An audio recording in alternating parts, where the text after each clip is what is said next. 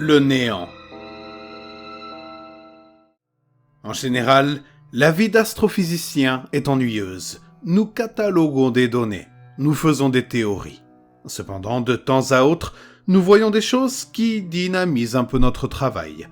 Il y a 3 mois, nous avons eu le privilège de voir l'étoile SB 1074 tout simplement disparaître. À 42 années-lumière de la Terre, c'était incroyable. Pas de trou noir, pas de supernova, elle a simplement disparu. Cela a causé un grand émoi parmi la communauté scientifique. Toutes sortes de théories ont été imaginées, des hypothèses ont été émises. C'était un moment excitant.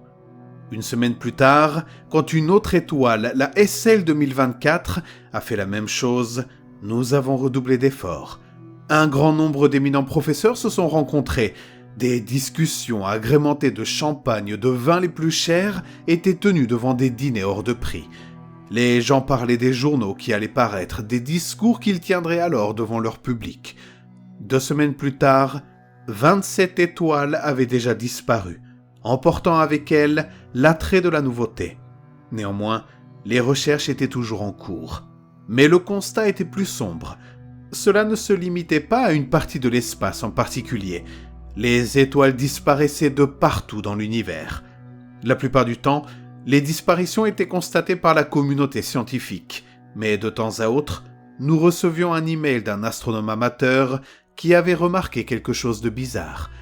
Il y a 3 semaines, alors que le total d'étoiles disparues avait atteint 398, il n'y avait plus d'euphorie, mais juste un sentiment de crainte.